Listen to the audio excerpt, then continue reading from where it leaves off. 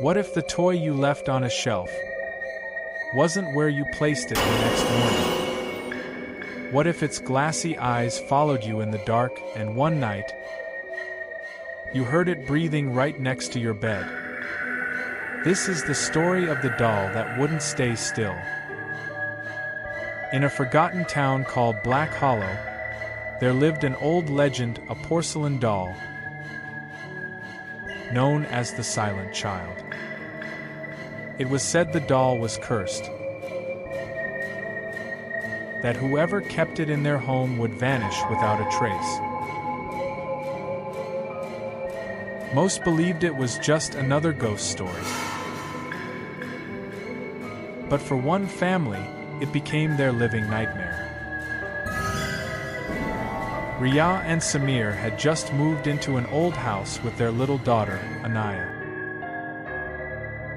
While cleaning the dusty attic, Riya found a small doll, cracked porcelain cheeks, a faded blue ribbon in its hair. It seemed harmless, almost innocent. She placed it in Anaya's room, thinking it was just another toy. But that night, Anaya whispered, "Mama, she talks when you're not here." Riya smiled nervously, assuming it was just her daughter's imagination. Until the next morning,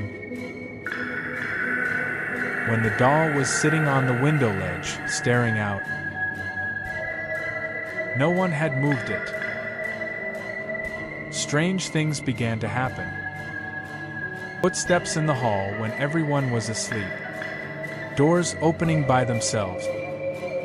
And Anaya, she wouldn't stop drawing pictures of the doll. Sometimes the doll was sitting at her bed. Sometimes it was at the dinner table.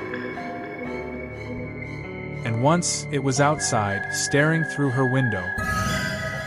One night, Samir discovered a note written in Anaya's shaky handwriting. "She says she doesn't like you. She says you should leave." That very night, they both heard a giggle, faint, childlike. When they rushed to the kitchen, they froze in terror. The doll was sitting on the table. In its porcelain hands was a butter knife. Enough was enough. Samir locked the doll inside a box, drove miles away, and buried it in an empty field. He returned home relieved, covered in dirt, believing it was finally over. But when he stepped inside, his daughter Anaya was waiting by the door. In her arms, she was holding the doll. Her voice was cold, distant, not her own. "I can't get rid of her. She's part of me now."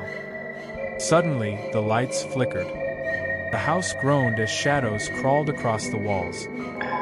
The doll's eyes seemed alive, and with every passing second, the family was pulled deeper into its curse. Days later, neighbors grew worried. The house was dark, silent. When police finally entered, they found the rooms empty.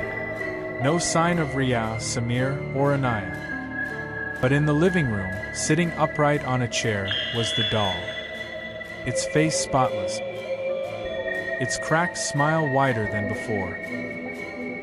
And in its tiny lap lay a family photograph. But in the picture, there was something impossible. Behind Riya, Samir, and Anaya, the doll was standing. Its porcelain face grinning, as if it had always been part of the family. Some dolls are meant to be loved. Others are meant to be feared. Tell me, if you found a doll like this in your attic, would you keep it? Or would you run before it was too late?